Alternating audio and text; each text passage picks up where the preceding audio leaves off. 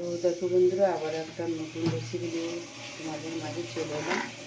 নতুন বলতে সেই রকম নতুন নয়, তো পুরোনোই রেসিপি, তবে এই রেসিপিটা কিন্তু খুবই ভালো, ঘরোয়া রেসিপি। দেখো, 5 ফোড়ন দিয়ে দিলাম।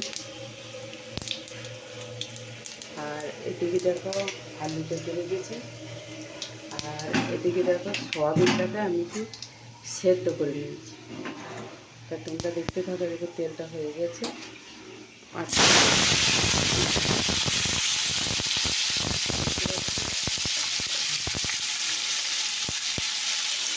দিলাম পরিমাণ মতো হলুদ, পরিমাণ মতো নিয়ে যেমন খাবার টাকা নেই। সবাই থেকে আমার মতো নিয়ে যেতে হবে তার কোনো মানে না, ঠিক আছে? তো এবার এখানে আমি নাড়াচাড়া করবো।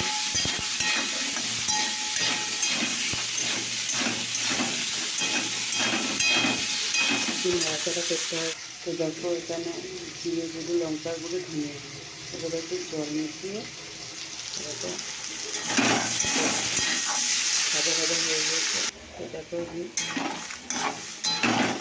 জলটা মিশিয়ে তবে সয়াবিনটাও আমি দিয়ে দিলাম। এবার একটু কষা হবে। তো দেখো বন্ধুরা, আমার মশলাটা কিন্তু এবার কষা হয়ে গেছে।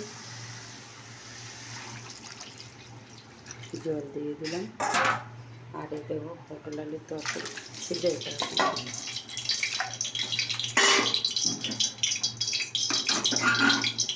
এবার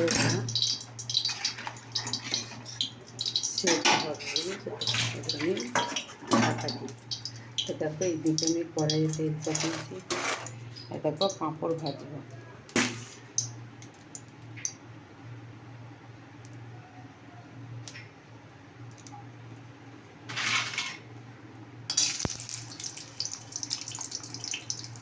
তো দেখো আমার পাঁপড় ভাজা হয়ে গেছে। দেখো বন্ধুরা, আমার কিন্তু রেসিপিটা হয়ে গেছে। আবার এদিকে দেখো চা চাপিয়েছি, লাল চা হবে। তো তোমাদের এই রেসিপিটা কেমন লাগলো অবশ্যই কমেন্টে জানিও। এবার আগে কিন্তু সেদ্ধ হয়ে গেছে, কারণ আমার রেসিপিটা হয়ে গেছে, একটু ঝোল ঝোলই থাকবে।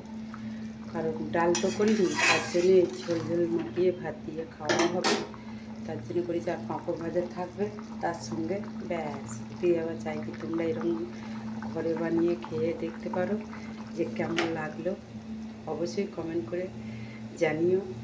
আর এটা কিন্তু সম্পূর্ণ নিরামিষ। যাই হোক, কালকে একটু আদা রসুন পেঁয়াজ দিয়ে আদা রসুন দিয়ে করেছিলাম পটলের তরকারিটা, সেই জন্য সেই তরকারিটা একটু ছিল দিয়ে দিই, তাহলে একটা অন্যরকম টেস্ট এসে গেল। তো চলো, তো তোমাদের এই রেসিপিগুলো কেমন লাগছে অবশ্যই কমেন্টে জানিও।